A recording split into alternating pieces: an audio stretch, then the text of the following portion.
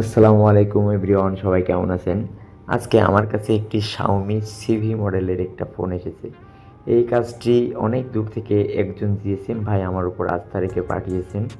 ওনার কাছ থেকে জানতে পারলাম ফোনটি অনেক জোরে আছাড় খেয়েছিল এবং তারপর থেকেই ডাস্টবিন আননোন হয়ে গেছে।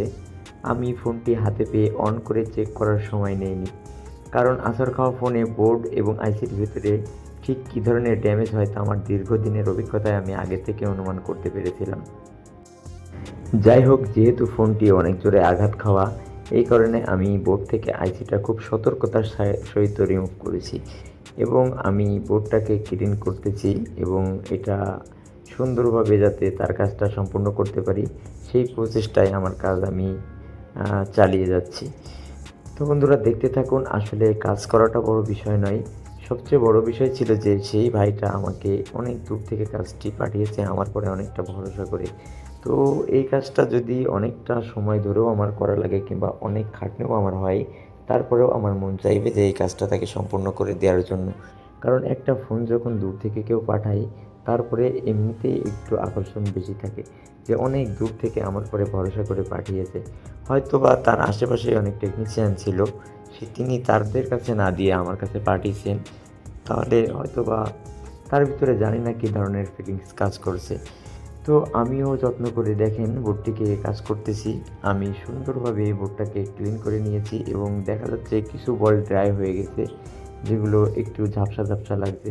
তো আমি ক্লিন করার পরে যেই বলগুলো একটু উঁচু উঁচু আছে, আমি যেহেতু আছাড় খাওয়া বোর্ড, বেশি ঘষাঘষি না করে আমি 17 নম্বর ব্লেড দিয়ে ওই বলগুলোকে সরাসরি সমান করে নিলাম।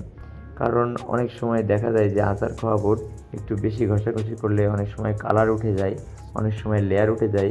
তো আমি যতটুকু সতর্কতার সহিত আর কি বোর্ডটাকে ক্লিন করার চেষ্টা করলাম। তো যাই হোক, যে যার মতোভাবে করে, তো আমার কাছে এটাই সুবিধা মনে হলো এবং আমি বোর্ডটাকে সুন্দরভাবে ক্লিন করে নিয়েছি। আমার বোর্ডটা ক্লিন শেষ। এখন আমার ক্লিন করার পালা হচ্ছে আইসিটি। তো আইসিটি আমি এখন ক্লিন করে নিব। আইসিটা দেখতেই পাচ্ছেন অনেকটা আপডেট আইসি, আর এগুলো আইসিটা অনেক বড় হয় সাইজে।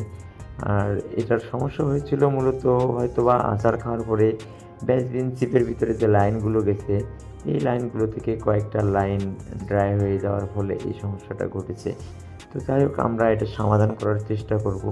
আগে পরে এগুলো কাজ অনেক করা হয়েছে, সেই এক্সপিরিয়েন্স থেকে আমি আর অন্যদিকে হাত না বাড়িয়ে আমি সরাসরি সিপুকে ধরেছি। কারণ আমরা ধাপে ধাপে কাজ করার চেষ্টা করব, যেহেতু সেটা আছাড় খাওয়া, আর তাছাড়াও প্রসেসরটা প্রচুর পরিমাণে হিট হচ্ছিল আছাড় খাওয়ার পরে, যেটা একটা অস্বাভাবিক মনে হয়েছিল। আর এরকমটা তখনই হয় যখন একটা আইসি ড্রাই সোল্ড হয়ে যায়, যখন সে সঠিকভাবে ডাটা প্রসেস করতে পারে না। এই কারণেই আরও বিশেষ করে আইসিটাকে আগে ধরা, তারপরে আইসিটাকে আমরা রিভলভ করে লাগানোর পরে যদি কাজ না হয়, আমরা নেক্সট স্টেপগুলো ধাপে ধাপে ধাপে ধাপে আমরা সামনের দিকে কাজটা করে সম্পূর্ণ করার চেষ্টা করব। তো দেখতেই থাকুন, আমি আইসিটাকে স্টেনসিলের ভিতরে দিয়ে আমি বল করতেছি। তো আমার আইসিটা প্রায় বল করা শেষের পথে। তো বন্ধুরা, কাজটা আসলে কাজ এক ধরনের আর্ট। সবাই চেষ্টা করবেন কাজগুলো ভালোভাবে করার। আমিও চেষ্টা করি। আর সবথেকে বড় কথা, আমি ভিডিওগুলো দিয়ে থাকি নতুন যারা জিএসএম ভাই আছে তাদের যাতে একটু হলেও উপকার হয়। কারণ অনেক জিএসএম ভাই আছে আমাকে ফোন দিয়ে বলে যে ভাই, আমরা আইসি রিভলভ করলে সেট ডেট হয়ে যায়। তো কেন ডেট হবে? হয়তোবা হিট মেজারমেন্ট ঠিক হচ্ছে না কিংবা বল সঠিকভাবে হচ্ছে না। তো আমার ভিডিও করার উদ্দেশ্য হচ্ছে নতুন জিএসএম ভাই যারা আছে তারা যেন এগুলো শিখতে পারে। তো দেখুন, আমার ভিডিও স্ক্রিনে দেখা যাচ্ছে আইসি থেকে আমার একটা প্যাড মিসিং। তো এই বলটা আসলে এখান থেকে আগে থেকে ওটা ছিল একটু নর্মাল অবস্থা, একবারেই পড়ে গেছে।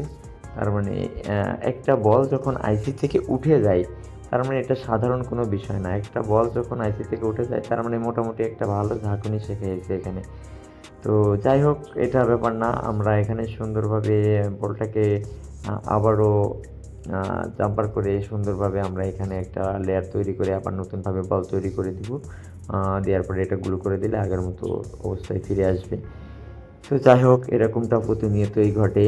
আমার এমনও আছে মাদারবোর্ডের 10টা 20টা 15-20টা লাইনও ছিঁড়ে থাকে। তো এটা কোনো বিষয় না। আমাদের কাজ হলো সঠিক সমস্যার সমাধান করা। তো আইসির ভিতরেই আমি ফল্ট পেয়েছি, আর আগে থেকে অনুমান করতে পেরেছিলাম কিছু সমস্যা। যেমন একটা হিটিং ইস্যু চলে আসছিল। আর আচার খাওয়ার ফলে এগুলো এরকম হয়, কারণ সিপিইউগুলো অনেকটাই বড় থাকে। তো যাই হোক, আমি ধাপে ধাপে কাজগুলো করব। তো আপনারা দেখতে থাকুন। আমার কাজ করার উদ্দেশ্য মূলত নতুন টেকনিশিয়ান, আমি এটা আগেও বলেছি আর আমার সব ভিডিওতে বলে থাকি।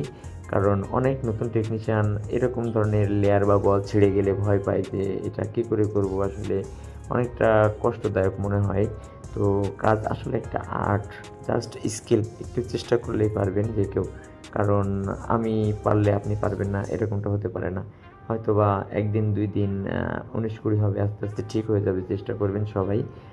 কারণ অনেক জিএসএম ভাই আছে যারা ভালো ভালো আইসির কাজ করেন। তারা পারলে, যারা নতুন তারা, আপনারা কেন পারবেন না? তো চেষ্টা করুন, আসলে স্টেপ বাই স্টেপ কাজ করার চেষ্টা করুন। কাজ অবশ্যই সাকসেস হবেই। একটু সাবধানতা অবলম্বন করে কাজগুলো করতে হবে। অবশ্যই আইসির হিটিং মেজারমেন্ট বুঝতে হবে, তাহলেই আপনি কাজ ভালোভাবে করতে পারবেন।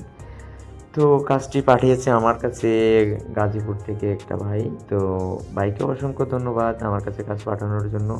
তো আমার ভিডিওটা যদি আপনিও দেখে থাকেন, অবশ্যই একটা লাইক কমেন্ট করবেন।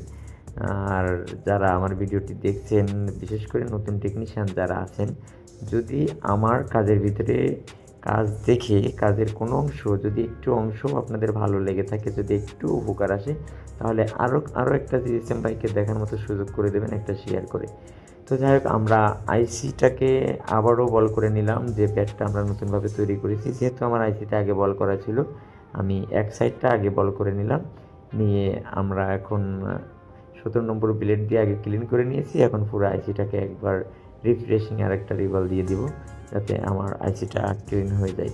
তো এটা না দিলেও হতো, তারপরেও আমি দিয়ে নিচ্ছি, কারণ আমি চাচ্ছি আইসিটা যাতে একবারে অ্যাক্টিভ হয়, যাতে মিস না করে।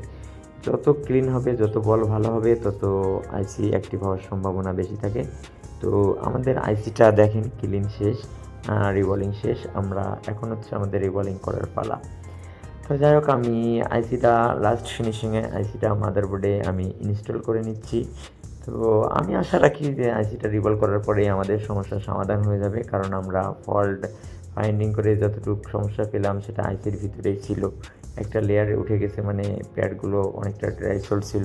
আশা করা যায় আমাদের সমস্যাটার সমাধান হয়ে যাবে। তো যাই হোক, আমাদের আইসিটা প্রায় ইনস্টল শেষের পথে। তো আমরা ফোনটাকে এখন চেক করে দেখব যে কী অবস্থায় আছে। আর সেই সাথে আমিও আপনাদের থেকে বিদায় নিচ্ছি। সবাই ভালো থাকবেন, সুস্থ থাকবেন। আর কথা হবে আবারও কোনো নতুন ভিডিওতে। সেই পর্যন্ত সবাই সুস্থ থাকবেন। তার আগে আমরা সেটটাকে চেক করে নিচ্ছি। যদি আমাদের সেট ওকে না হয়, তাহলে আবারও নেক্সট পার্ট দিব। তো যাই হোক, আমি কমপ্লিট করার পরে আমার ফাইনালি আমার ফোন ওকে হয়ে গেছে। আমার আইএমই বেসবিন চলে আসছে, দেখতে পাচ্ছেন। তো এটাই আমাদের সমস্যা ছিল। আমরা ক্যামেরাটাকে চেক করে নিই। আমাদের ক্যামেরা ওকে আছে, আদার সব কিছু ওকে আছে। তো আমরা 100% সাকসেসফুল। সবাই ভালো থাকবেন, সুস্থ থাকবেন। আল্লাহ।